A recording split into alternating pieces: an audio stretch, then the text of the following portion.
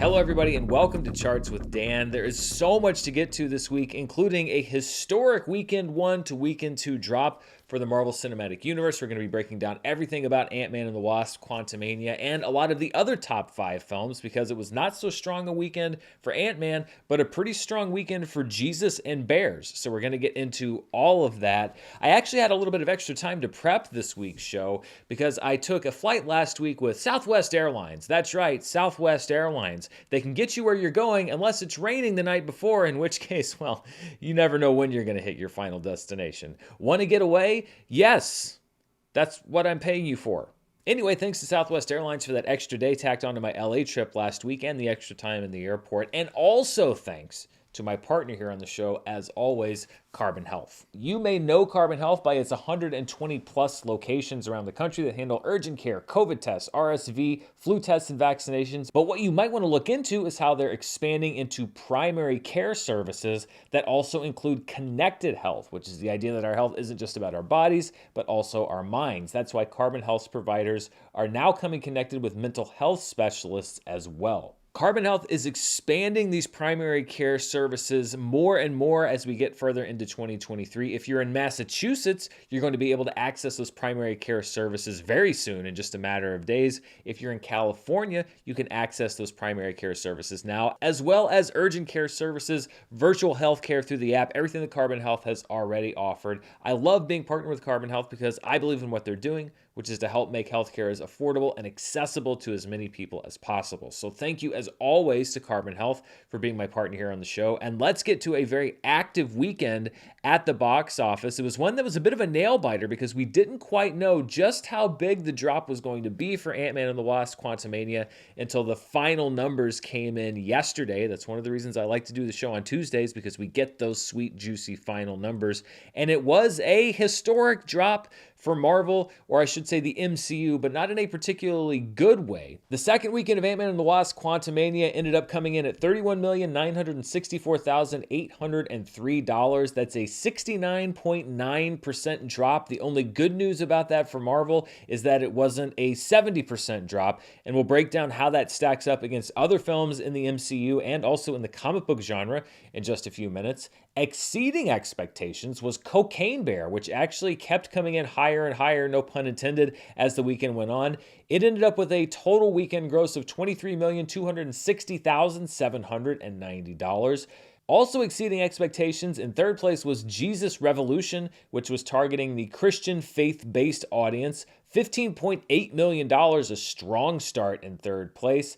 Bumped all the way down to fourth place, Avatar: The Way of Water in its 11th week of release, a 25.8% drop from last week and a $4.8 million total. In fifth place, Puss in Boots: The Last Wish in its 10th week of release, another strong hold, 22.8% drop and a $4.1 million total. Magic Mike's Last Dance falls to number 6 with a 47.4% drop in its third week. 7th place and 8th place actually switched spots once the final numbers came in. 80 for Brady is in 7th place with a 49.3% drop from last weekend and a $1.9 million total, with Knock at the Cabin in 8th place with a 52.9% drop from last weekend and a $1.8 million total. Coming in just over $1 million was Missing in its 6th week with $1,018,000. And in 10th place, coming in under $1 million in its 9th week of release, was Tom Hanks's A Man Called Otto, $851,000, a 46.8% drop from last weekend.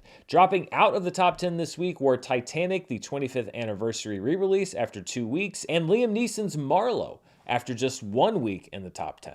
When we look at what I call the road to recovery, we see a decline from last weekend, a lot of it being the big drop for Ant-Man and the Wasp: Quantumania. We are much closer to where we have been since theaters reopened back in 2021 and 2022 than where the box office traditionally is at this time of year. We'll see if Creed 3 can help to goose these numbers up just a little bit as we head into the next weekend, because it doesn't look like we can really count on Ant-Man and the Wasp: Quantumania. So let's get into this drop drop from Ant-Man and the Wasp and where it really ranks as far as the MCU goes. And I think that people knew that we were definitely in for a big drop when they looked at the Friday to Friday numbers. So you look at its opening Friday, which does have those Thursday previews rolled in, but then so does every other movie. And then you look at how much it makes on the subsequent Friday. And if it's a big drop from Friday to Friday, that usually means you're going to have a big drop for weekend 2. And when we look at the Friday to Friday drop for Ant-Man and the Wasp: Quantumania, it was the second worst drop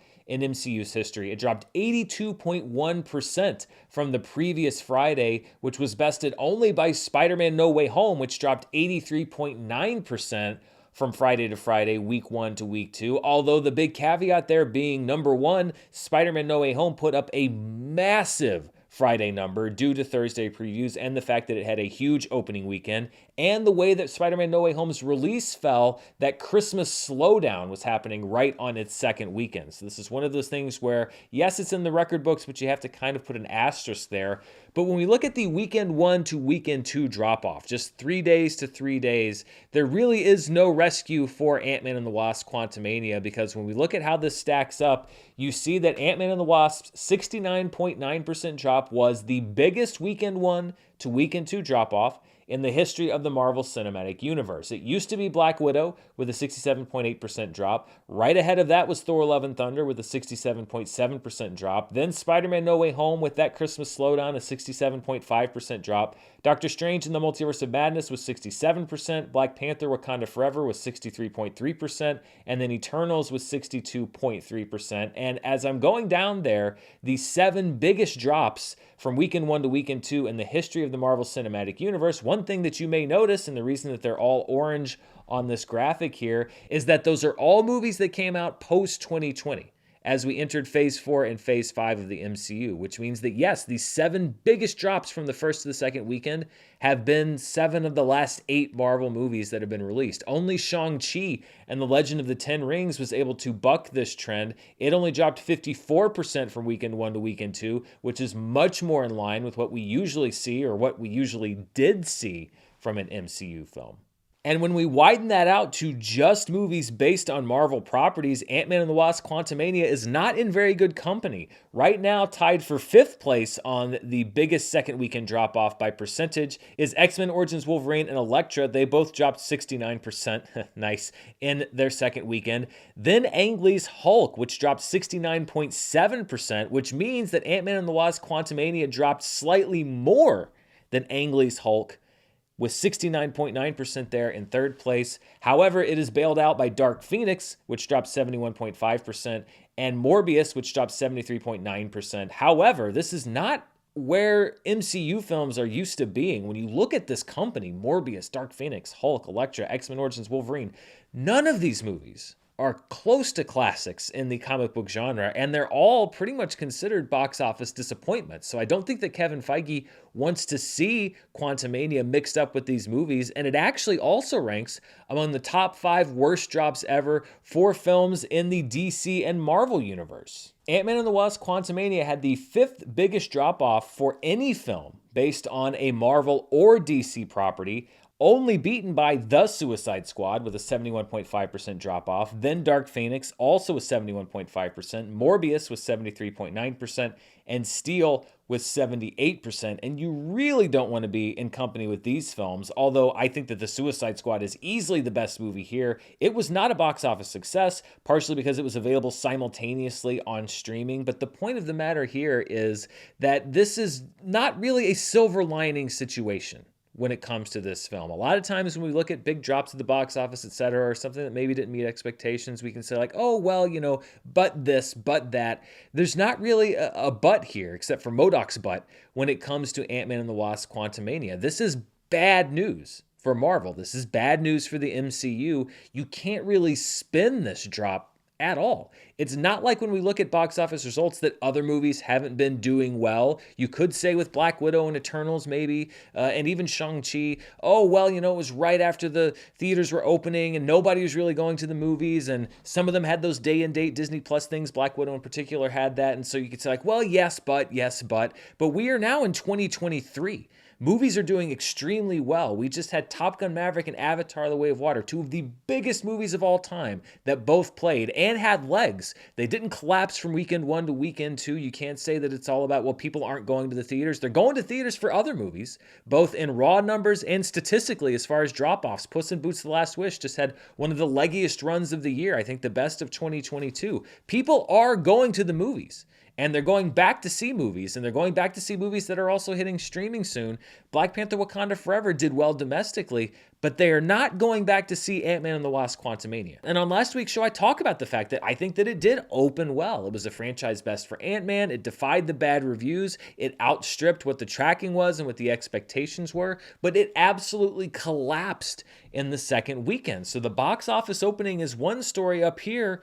The collapse is another story down here. And when we look at the MCU grosses through 10 days, these are unadjusted numbers. You see that Ant-Man and the Wasp: Quantumania is towards the back of the pack. It is right now trailing Guardians of the Galaxy, the first Iron Man in 2008, Spider-Man: Homecoming. It's just a little bit above what Doctor Strange and Captain America: The Winter Soldier were doing through 10 days of release. And when you adjust these numbers for inflation, then it gets even worse for Ant-Man and the Wasp: Quantumania. You see that it moves even further down to the back of the pack. And if you're looking at the roughly equivalent numbers, it's tracking behind Thor: The Dark World, basically where Shang-Chi and the Legend of the Ten Rings and Thor and the last Ant-Man film, Ant-Man and the Wasp, were through 10 days of release. And this is not what Marvel wants. Number one, not from a budgetary standpoint, because it was confirmed through various different industry stories and sources, etc., that this movie did have the standard $200 million budget. So budgetarily, you want your movie to be doing better than this, but also the fact that this isn't just another movie. This isn't just a little piece of the puzzle or a one-off adventure. This was the linchpin kickoff to Phase 5 of the MCU, and it is now performing like the first movies of heroes that had no established canon in the MCU and in stories that weren't as critical to the overarching story that Marvel is trying to tell. And on last week's show, as I was talking about how I think that the opening for Ant-Man and the Wasp: Quantumania wasn't bad for what the movie was and for what the expectations were, and, you know, it exceeded those expectations slightly.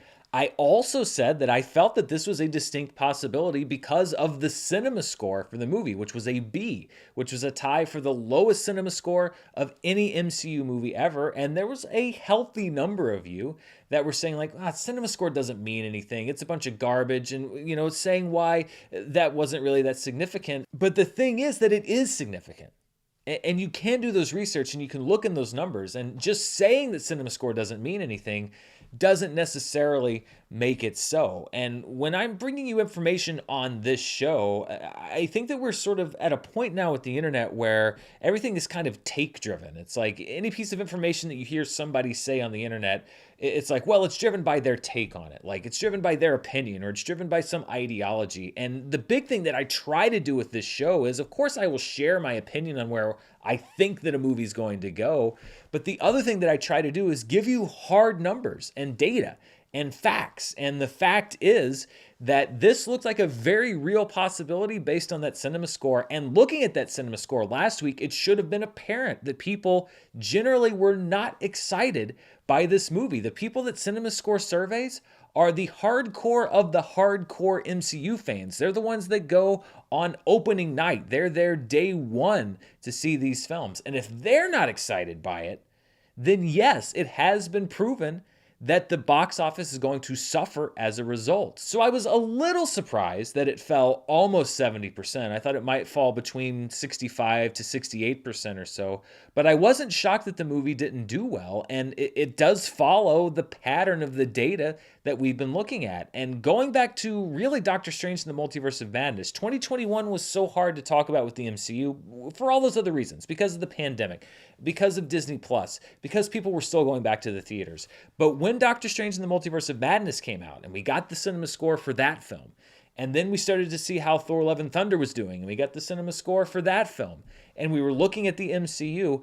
If you go back to the archives, I've been saying, listen, the data is suggesting that audiences are cooling on Marvel films. And this is what we're seeing now. It seems like we are seeing the escalation of something that really kind of started last summer. It's not every Marvel film. Like I said, Wakanda Forever did well financially. It did well on cinema score. It didn't match what the first Black Panther did, but I don't think most reasonable people thought that it was going to replicate that sort of lightning in a bottle success. So it's not every movie.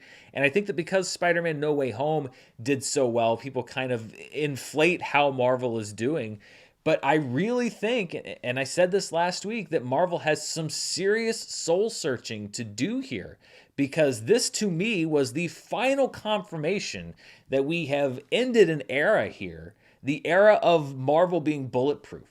The era that if you put out a movie in the MCU, then it's going to get great reviews and it's going to make enough money to justify its budget, and it's going to keep fans invested, and you can kind of drive this perpetual machine. And of course, that was never going to be the truth. It was going to end someday, but I think what this shows us is that that day is now. And Marvel really now has to go back to the drawing board and say, we have to win people over all over again. We've got to go back to 2007, 2006, Jon Favreau and Robert Downey Jr. doing crazy make-em-ups on the set of Iron Man, which never should have worked, but which was the first foundational building block in this massive Marvel Cinematic empire. You cannot take that for granted anymore. They have to go back and start winning people over again, because they told this epic story over a decade and it ended in Avengers Endgame. And a lot of the audience is kind of looking at Marvel and saying, okay, what do you have now? And it seems very obvious that they're not overly impressed with what's going on.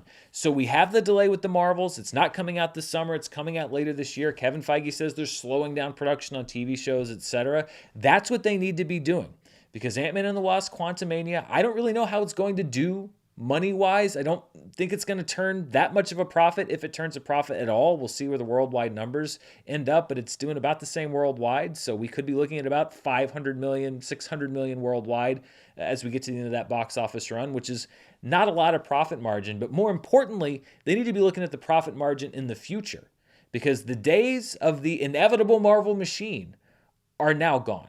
One other wrinkle with Ant-Man is that Disney is famous for usually underreporting the Sunday gross. So when you do the box office estimates, which most trades and stuff, they run their box office news cycle based on the estimated weekend gross, so they can get the news out on Sunday and they don't have to wait, for Monday and all that stuff. So the Sunday box office numbers that are reported are usually estimates from the studio, where they say, well, based on the sales Friday and Saturday, we think the movie's going to sell this much on Sunday, and so this is the number that we're going to report. And that's why I like to wait here on the show for the actual numbers when we get the hard data from Friday, Saturday, and Sunday and see how much the movie's actually made. Disney is infamous for underreporting the Sunday numbers. So, Black Panther will open and there will be a story that runs and says, well, Black Panther opened to $180 million. And then it turns out that Disney underreported that number. And the real story is like, actually, when the real numbers came in, it opened to $185 million. So it makes it look like the movie did even better than Disney thought it was going to do. Disney actually overreported the gross for Ant-Man and the Wasp: Quantumania, so that when the box office news cycle began on Sunday, it was still a big drop, but it was a little bit less of a drop. It was closer to like a 68 to 69% drop instead of the 69.9% drop. And I think that was a little gamesmanship on Disney's part. You can actually fudge these estimates $1 or $2 million and just kind of say like, well, what? It's an estimate. What are you going to do? And I think that Disney actually was playing a little bit of a game with the media, because they know that the majority of box office stories are written on Sunday, and the drop didn't look quite as bad as when the final numbers came in. Because if you go back and look, most Disney estimates are lower than what the actual number is. Their numbers on Sunday were a little bit higher.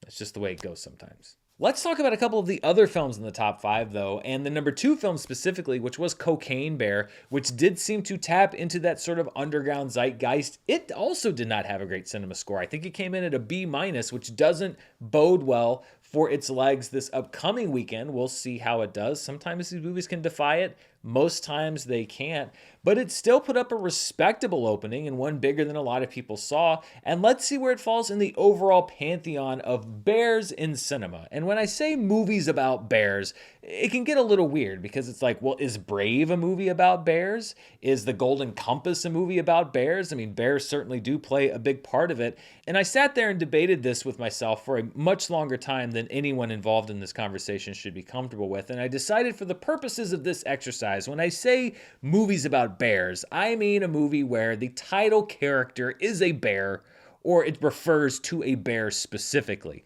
So when we look at the top 5 bear movie openings domestically, it's really no surprise that Kung Fu Panda dominates this list. The first Kung Fu Panda back in 2008 is number 1 with $60.2 million, followed by Ted back in the summer of 2012 with $54.4 million.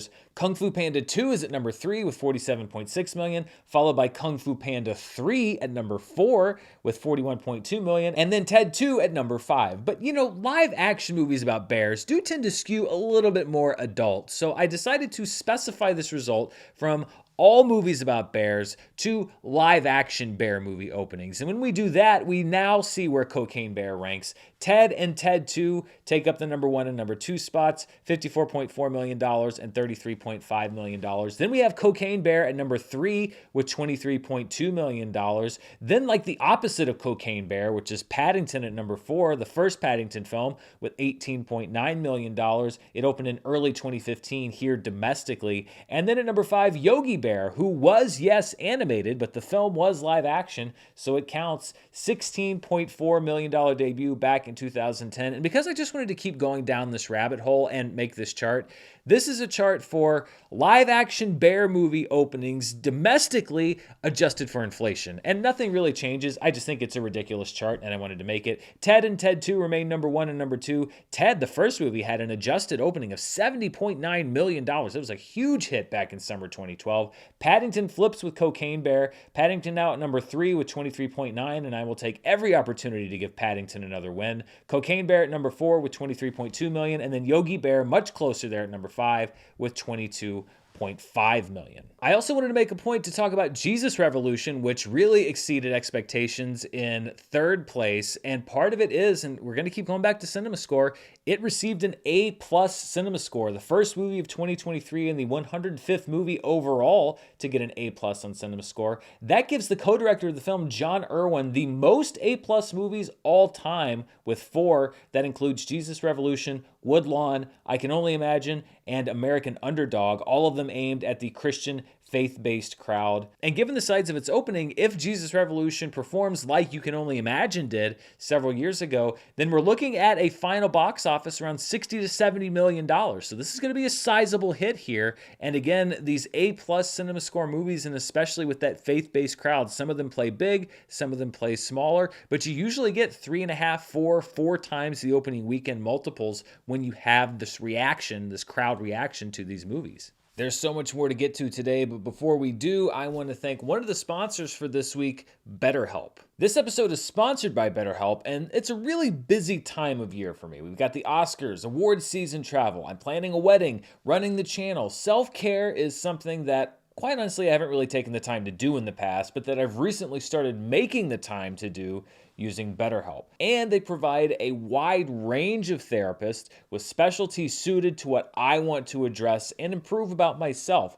Mental health is something that a lot of people just aren't comfortable talking about publicly, but it's incredibly important, and not just for people that are going through a difficult or a traumatic time. I found that everyday stress can really add up, trust me. And it's been really useful for me these last few weeks to talk about some of that with a mental health professional.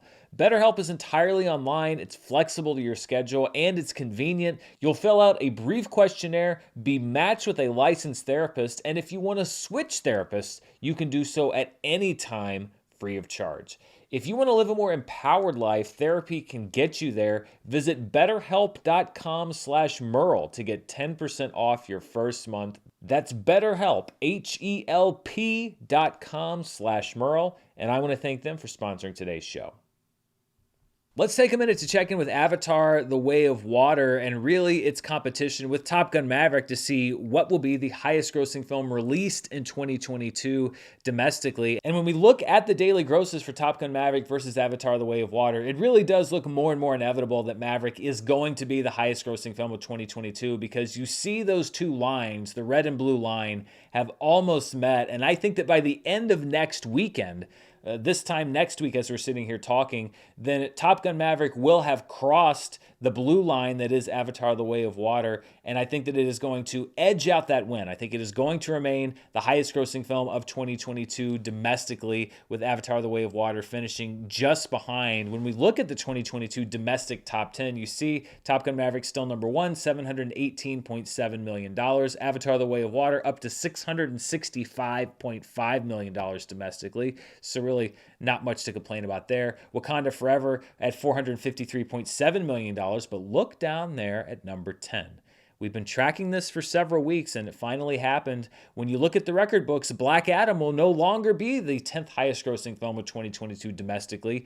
It will be Puss in Boots: The Last Wish, at least. Who knows? If it does well at the Oscars or if people just keep going, it could even maybe pass Sonic the Hedgehog 2 up there at number 9. It would take a little bit of doing, but Black Adam is now no longer one of the 10 highest grossing films of 2022 domestically, and Puss in Boots: The Last Wish and those four little legs have carried it all the way into the domestic top 10. So congratulations to Puss in Boots: The Last Wish. I always like to see a fun movie like that make it. When we look at the 2023 domestic box office, now this is by calendar gross. So this is all ticket sales from January 1st, regardless of when the movie came out. Avatar: The Way of Water remains at number one, $264.5 million. We looked at the potential path forward for Ant-Man and the Wasp: Quantumania.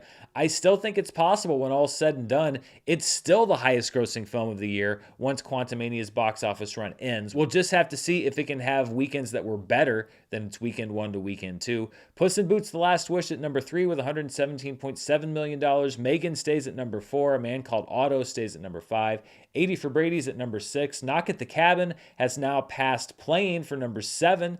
Plane drops to number 8. Missing is at number 9. And Cocaine Bear knocks out Magic Mike's Last Dance for number 10 on the 2023 domestic box office chart. And when we look at the winter-spring box office, so these are movies released in 2023, Ant-Man and the Wasp: Quantumania, the top-selling release of this year, $167 million, followed by Megan at number 2, 80 for Brady at number 3, Knock at the Cabin up 1 spot to number 4, Plane down 1 spot to number 5, Missing at number 6, Cocaine Bear debuts on the chart at number 7, Magic Mike's Last Dance drops down 1 spot to number 8, Patan drops down 1 spot to number 9, and Jesus Revolution entering the top 10 at number 10. 2023's House Party and the Titanic 25th anniversary are both now out of the top 10 for winter 2023. One chart that I did last year that I held off on just as the year got rolling was the domestic box office market share. So what percentage of the ticket sales is each studio getting starting on January 1st? Again, all movie tickets sold since January 1. I'll probably update this at the end of every month unless there's some big shifts during the summer movie season. But when we look at the market share for the year so far, it's really no surprise that Disney has the lion's share here. Again, no pun intended. 42.59% of all movie tickets sold year to date were for Disney films. That's not a shock because Avatar: The Way of Water is a Disney film now that they bought Fox. Ant-Man and the Wasp: Quantumania, also a Disney film. Universal there with 26.2%, a very healthy portfolio. The fact that Puss in Boots: The Last Wish is a Universal film certainly doesn't hurt matters. Paramount has sold 5.37% of tickets so far this year. Sony with 10.35%. Warner with 3.02%. Their year really hasn't even started yet. And then all other studios at 12.45% of ticket sales. That includes your A24s, your Lionsgates, etc. But Disney really starting out dominant this year when we look at all movie theater tickets sold. Let's return to the weekend box office and look at the per theater averages for this past weekend. At number one was the Irish film The Quiet Girl, which is an Oscar nominee for Best International Film. It began its official rollout release after an Oscar qualifying run at the end of last year. 6 theaters for an average of $9,858 per theater. At number two, big drop notwithstanding, was Ant-Man and the Wasp: Quantumania, bringing in $7,357 in each of its 4,345 theaters. At number three was Claire Denis' debut film from 1988, Chocolat, which was given a 4K re-release in one theater in New York. It brought in $7,195 in that one theater. And it was not, as my initial research seemed to indicate, the screening of the 2000s Best Picture nominee Chocolat, starring Johnny Depp and Juliette Binoche. It also played in one theater this past weekend. It was the final film in the Foodie Comfort series at the Waldo Theater in Waldoboro, Maine. Tickets were $8 for adults and $5 for kids. That's a great deal. And I'm happy to hear that they were able to do the screening, because last month's screening of Julie and Julia, which was the second film in the Foodie Comfort series, was canceled due to a snowstorm. If you happen to be passing through Waldoboro, Maine this weekend, be sure to check out the Waldo, which is a beautiful 1930s era theater, recently restored and reopened.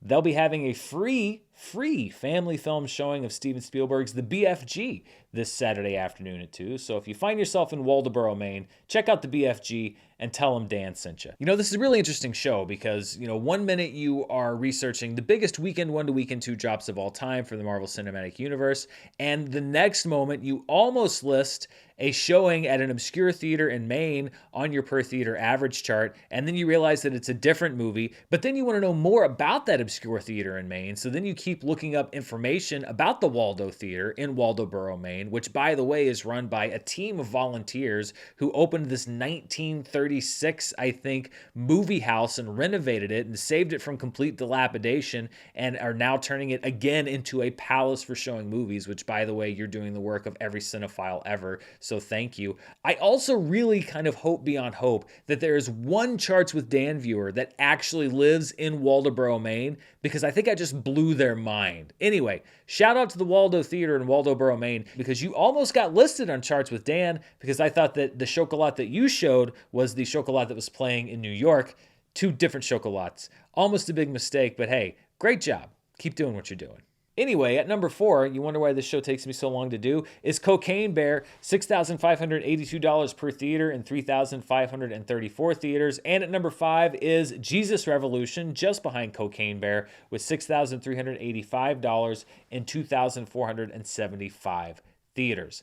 When we look at the 5 limited release films that made the most money this past weekend, at number one is the 2023 Oscar-nominated short films, just over $500,000 in 370 theaters. It's in its second week of bringing the shorts to the people, so thank you for that. In second place was Emily, which in its second weekend had a big expansion to 579 theaters. It brought in $432,000. Last week I said that it was based on Emily Bronte, and apparently the author's name is pronounced Emily Bronte, which is weird because I've always heard it said Bronte, but I looked it up and it is apparently Bronte. One of my viewers said that my pronunciation of Bronte made them cringe. So, sorry, but also, come on. At number three is Selfie, which is a Hindi language film from India, $195,979 in 308 theaters. Women Talking staying on the chart, 227 theaters for a $154,000 total. And then at number five, Living in 136 theaters, $137,000 total. When we look at the top 10 grossers in limited release for 2023, and again, this is from January 1st onwards, Pathan still an easy number one, A Man Called Otto at number two for the portion of its release in which it was in limited release. The Wandering Earth 2 is at number 3, Women Talking at number 4, The Whales limited release portion is at number 5, Living is at number 6, Walter v. Raya is at an unverified number 7, Fear is at number 8, Skinamarink is at number 9, and entering the charts is the Oscar Shorts 2023 theatrical release with just over $1.6 million. That drops out Billie Eilish live at the O2.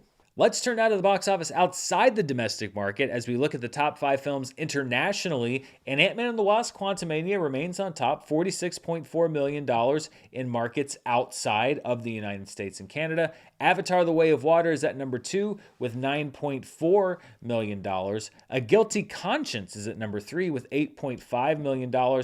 This is a film out of Hong Kong. It's a kind of comedy, drama, legal film that was released last month. At number 4 is The Wandering Earth 2 with $7.7 million, and Puss in Boots: The Last Wish at number 5. When you take those international numbers, you mash them up with the domestic numbers, we get our top 5 films worldwide, and Ant-Man and the Wasp: Quantumania, as I mentioned, held about as well worldwide as it did domestically, $78.3 million in its second weekend. Cocaine Bear with $28.5 million at number 2, the vast majority of that coming from its domestic release. Avatar: The Way of Water at number 3 with $14.2 million. Puss in Boots: The Last Wish at number 4 with $11.4 million, and A Guilty Conscience at number 5 with $8.5 million. Looking at the 2023 worldwide box office, it mostly stays unchanged. Full River Red's at number 1 with $660 million. The Wandering Earth 2 is at number 2. Ant-Man and the Wasp: Quantumania is now over $350 million. It's at $363.2 million, which is about where Box Office Mojo had it last weekend. It was an error in the way they reported those numbers, so I'm glad I did not fall into that trap. It is now actually over $350 million. Booney Bear's Guardian Code's at number 4. Megan, which I'm counting as a 2023 worldwide release for these purposes, is at number 5 with $172.3 million. Hidden Blade is at number 6. Deep Sea moves up 1 spot to number 7. Patan moves down 1 spot to number 8. Cheburashka stays at number 9. And the 25th anniversary re-release of Titanic enters the chart at number 10. One other quick note on the worldwide box office before we move on is that the Super Mario Bros. Movie has received clearance to be released in China. It's actually going to be released a couple of days earlier in China than it will be domestically to take advantage of some local celebrations. So yet another studio film that's getting a Chinese release date. And I'm starting to think, my spidey sense is tingling on the Super Mario Brothers movie here. If it lives up to potential, if it's actually a good movie, which I think the look of it is great, as long as the content isn't garbage, which there's never any guarantee. But if this is actually as fun a movie as it seems like it's going to be or could be, I think the domestic gross, the international gross, especially with the Chinese release, we could be looking at a pretty big hit here. Now, if it sucks, then it may not do anything, but I don't know. I just have a feeling about this movie. If it's a ton of fun, it could also be making a ton at the box office. So stay tuned. That China release has been secured. This is the part of the show where I like to take a look at a weekend from Box Office Pass, but also pay tribute to the legacy of people in the world of film, television, and entertainment who have left a mark and have passed away sometime in the past week. I can't always get to everybody, but I want to highlight a few people this week. The first is Tom Whitlock, who is a lyricist and helped to compose songs for many different movies, the most prominent of which being Top Gun. He and Giorgio Moroder together wrote 4 songs for the film, the most famous being Kenny Loggins' Danger Zone and Take My Breath Away, which was performed by Berlin in the film, and for which Whitlock and Giorgio Moroder won an Academy Award for Best Original Song. Also passing away is Rick Newman, who himself wasn't necessarily in front of the camera as often, but who helped to provide a forum for people who would go on to create an impact in the entertainment industry. Rick Newman created the legendary New York comedy club Catch a Rising Star, which helped to foster talents including Chris Rock, Jerry Seinfeld, Robin Williams, Andy Kaufman. It was one of the places that helped to birth the art of stand-up comedy, and its importance in the New York comedy scene and the stand-up comedy scene really cannot be overstated. I actually used that black and white picture you see there last week to talk about the passing of Richard Belzer, because Richard Belzer, who was a very prominent stand-up comedian at the time when Catch a Rising Star was founded, was basically the host for Catch a Rising Star for many, many years. So really 2 key figures to the early days of this comedy club, Richard Belzer and Rick Newman, both passing away within days of each other. And finally, I also wanted to recognize the contributions of Walter Mirisch, who passed away this past week at the age of 101. First of all, we should all be so lucky to have a life as long and as accomplished as Walter Mirisch's. He won an Academy Award as a producer for In the Heat of the Night back in the 1960s, a legendary and a landmark film starring Sidney Poitier. Walter Mirisch also founded, along with his brothers, the Mirisch Company, which produced some of the most, and I'll use this word because it is true in this case, iconic films of all time, including The Apartment, Some Like It Hot, The Magnificent Seven, West Side Story, The Great Escape, Fiddler on the Roof, so many others. Walter Mirus, not one of those names like, Jerry Bruckheimer or Jason Blum in today's parlance that you know right off the bat, but whose direct contributions and whose contributions through the company that he helped to found changed the course of film history. So Walter Mirus, Tom Whitlock, Rick Newman, all three people whose contributions helped to contribute to the tapestry of film and television that is still being built and woven and made today. And as always, my thoughts go out to their friends, family, and fans. Let's look now at a weekend in box office history, and we're going to go back to 1996, February 23rd through the 25th, 1996, which saw the #1 debut of Jackie Chan's Rumble in the Bronx. And listen, I know that Jackie Chan had been around in the 80s and was known in the film circles, etc., for many, many years, but to somebody at that time, for which film culture had not quite penetrated as much, especially in the 1990s. Rumble in the Bronx, for me, was maybe my introduction to Jackie Chan, or one of my first introductions to Jackie Chan, particularly in mainstream American entertainment. The fact that he had a #1 opening film, that helped to pave the way for Rush Hour a couple of years later, and I think really helped to enhance and build his profile in the US. I remember seeing Rumble in the Bronx and wanting to see more of this guy, especially because they'd roll the credits and everything that he was doing. I'm like, who is this guy? I was 13 at the time. So yes, Rumble in the Bronx, maybe not one of Jackie Chan's most legendary films, but I think for American audiences particularly, and people of my age, an important film for helping to build his profile here in the U.S. At #2 in its third week was the John Travolta, Christian Slater action film Broken Arrow, directed by John Woo, which was a big hit back in '96. Muppet Treasure Island in its second week was in third place with $6.5 million. Also in its second week was Happy Gilmore with $6.3 million. And then Richard Dreyfuss in Mr. Holland's Opus in its ninth week was still in the top 5 there with just over $5 million. And notably, opening in 19th place in very limited release was a movie from a young filmmaker called Wes Anderson called Bottle Rocket. It opened to $124,000 in just a handful of theaters. Wes Anderson, of course, has movies that open in many, many more theaters, even in their opening weekends generally, and certainly eventually, than Bottle Rocket did back in 1996. But as we always like to do here on the show, I like to hit the inflation button and just see what these grosses would look like in today's dollars. And when we hit that button for this weekend in 1996, Rumble in the Bronx is the #1 movie with $18.7 million. Broken Arrow at #2 with just over $16 million. Muppet Treasure Island with $12.4 million. Happy Gilmore with just over $12 million. Mr. Holland's Opus at $9.6 million. And a $236,000 debut for Bottle Rocket in 19th place. There's so much more to get to on today's show, but before we do, I want to thank our other sponsor, AG1 by Athletic Greens. I started taking AG1 a while ago because it was hard for me to get into the routine of taking daily supplements. You forget to take the pills, but breakfast is something that I do every single day. So when I take AG1, I put it into my breakfast shake, and it makes me feel like I'm covering my nutritional bases right off the bat and just starting my day off right. It's really helped me with improved digestion and gut health, but it's also good to know that I'm giving my body so many different things it needs, especially as I've just passed 40. AG1 is just one scoop of powder mixed with water once a day, or like I say, you can throw it into a shake, making it easy to live your best life. And every scoop is packed with 75 vitamins, minerals, and whole food sourced ingredients and delivered to me every month. So it's been super easy to make it a daily habit. Athletic Greens is also a climate neutral certified company, and for every purchase, they donate to organizations helping to get nutritious food to kids in need, including No Kid Hungry right here in the US. In 2020 alone, Athletic Greens donated over 1.2 million meals to kids. If you're looking for an easier way to take supplements, Athletic Greens is giving you a free 1-year supply of vitamin D and 5 free travel packs with your first purchase. Just go to athleticgreens.com/Dan. That's athleticgreens.com/Dan, D-A-N, and check it out.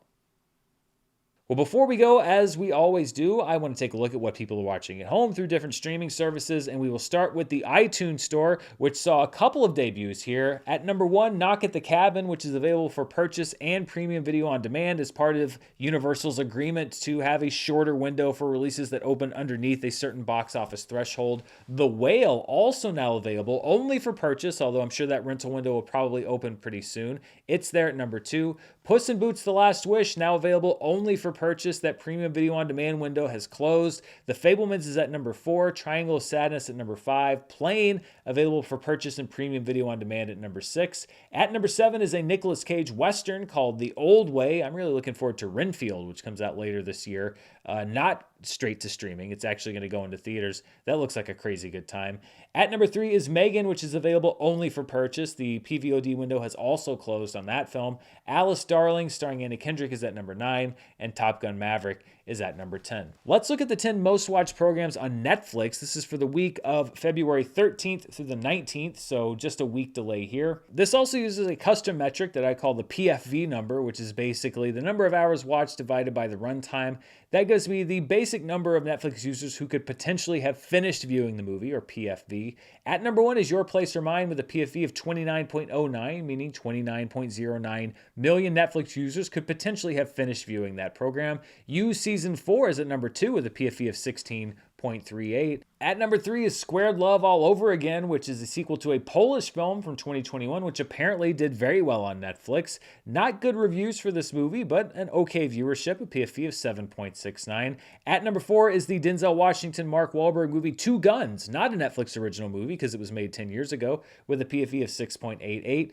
The Law According to Lydia Poet, Season 1, is at number 5. This is a 6-episode series from Italy, which is loosely based on the true story of the country's first female lawyer. PFV of 6.73 for the first season of that show. All the Places is at number 6. This is a film out of Mexico for a PFV of 6.17. Physical 100 Season 1 is at number 7 for a PFV of 5.56. I have finished all of Physical 100 Season 1, and I have to say that is the best South Korean reality show about 100 people competing in a contest to see who has the best physique that I've ever seen. It's also a really good show. It's finally done. You can watch all of the episodes. It's definitely worth the time, and it's also just so wholesome. Everyone's so supportive of each other. It's what reality TV should be. At number 8 is Minions: The Rise of Gru with a PFV of 5.49. The Woman King debuts on the chart at number 9 with a PFV of 5.48, just behind Minions: The Rise of Gru.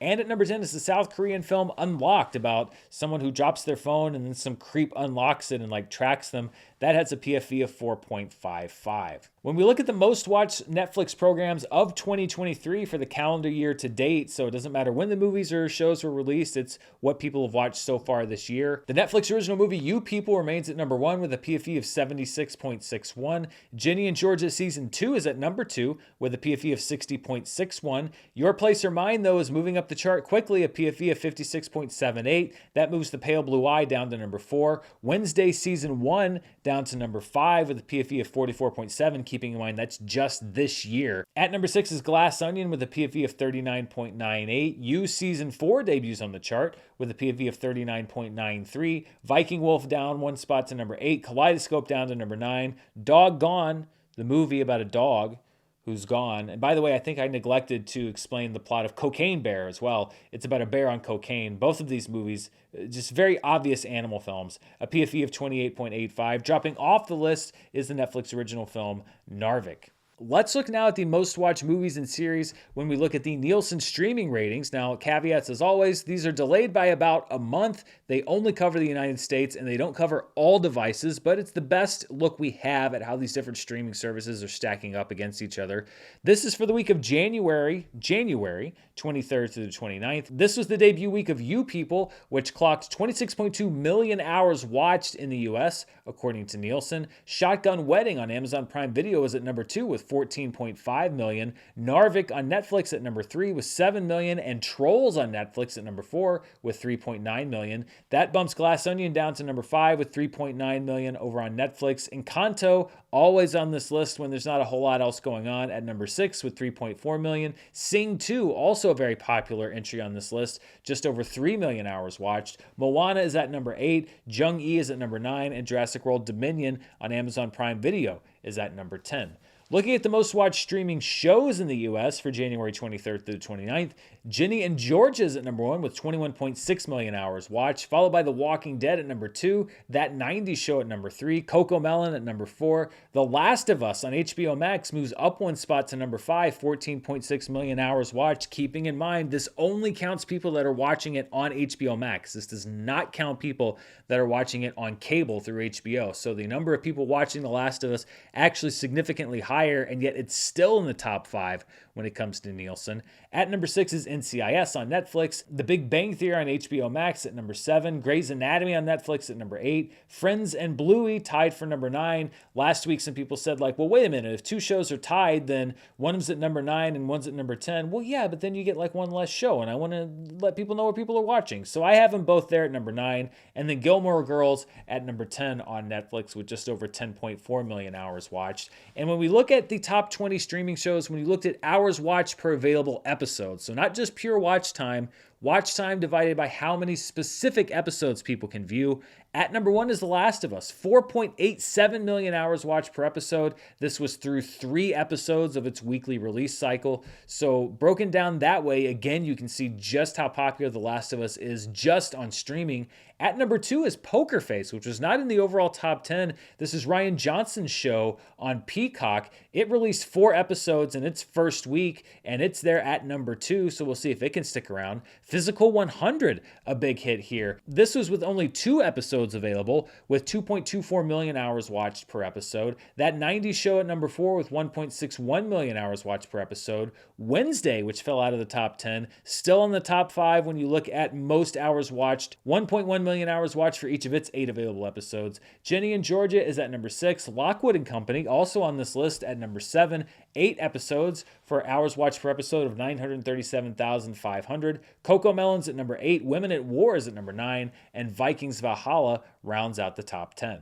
And that does it for what happened this past weekend here on Charts with Dan, but it is a busy week here in theaters, on streaming, so many options coming up. First of all, tomorrow, Wednesday, March 1st, The Mandalorian Season 3 debuts on Disney+. I'm looking forward to checking that out. Sex Life Season 2 debuts Thursday on Netflix. And then a big weekend. First of all, Creed 3 opens in wide release this Friday. Also opening in wide release is Operation Fortune, Ruse de Guerre, which is Guy Ritchie's new film. Just a few weeks ago, I was talking about the fact that it had come out in Europe, but there was no U.S. release date set yet. Well, it got a release date, and all of a sudden, it's just now coming out. So if you want to see that new Guy Ritchie film, it's hitting domestic theaters this weekend. Also hitting theaters on Friday night for a one-night-only engagement is Demon Slayer to the Swordsmith Village. It's the last 2 episodes of the Entertainment District arc, which was season 2 of the show, and then the first episode of the new Swordsmith Village arc, which is season 3 of the show. It'll be in theaters around the country on Friday night. I am so excited for this. We already have our tickets. I can't wait. I may talk about it here on the channel. I am slowly being won over to the world of anime, and Demon Slayer is my favorite so far. So I am super excited to see those last 2 episodes, which are so kick-ass on the big screen, and then this first episode of season 3. Another big anime thing that's happening on Friday night is the premiere of Attack on Titan, the final season, Part 3, Episode 1, which is debuting on Crunchyroll.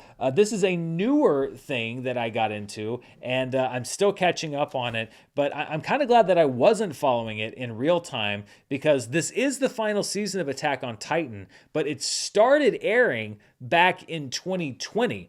And they keep dividing it up into smaller and smaller parts. So we're now on the 3rd part of the final season, but the 3rd part is now going to be divided into 2 different like movie length things. So this is part 1 of part 3 of season 4 of Attack on Titan, with the final part to come at some point this year. So it's basically been a 3-year-long process to get the final season of Attack on Titan out, but I still have to catch up on the rest of the final season that I haven't seen. But yeah, I'm very glad I didn't have to wait in agony with all of you Attack on Titan fans for these years and years and years just to finish this show. Some other movies opening include Children of the Corn, which was actually shot in Australia back in 2020 during like the early part of the pandemic. It's finally finally getting a limited release this Friday. It's on an 18-day theatrical window before going to streaming. There's also a film starring Michael Shannon and Kate Hudson called A Little White Lie that's opening in limited release, and a Sundance winner from last year called Palm Trees and Power Lines. Director Jamie Dack won the directing award in the U.S. Dramatic Competition. It will also be in limited release this weekend. And that does it. It's been a long show. Thank you for sticking around through all of it. Thank you, of course, to my sponsors this week, BetterHelp and Athletic Greens, the makers of AG1. You can find information about all of them down in the description below, as well as Carbon Health, who's my partner as always. And of course, thank you as always for spending a big chunk of your day here with me. I'll be back, I think, several times this week. I have a video that I'm working on about how the Oscars work. I do a deep dive into how nominations work. How does the whole ranked choice voting thing work? I do a big simulation for Best Picture. It's a really interesting video that I'm trying to get finished for this week. I'm going to be reviewing Creed 3. I'll probably talk about The Mandalorian. Anything else that comes up this week, I'll talk about. So it should be a busy week here on the channel. Stay tuned. And of course, stay tuned as we get ramped up for the Oscars, because I'll be covering the awards, Oscar night, my reactions, my predictions, all of that stuff is upcoming. Until next time, though, stay safe, and I'll see you then. Bye.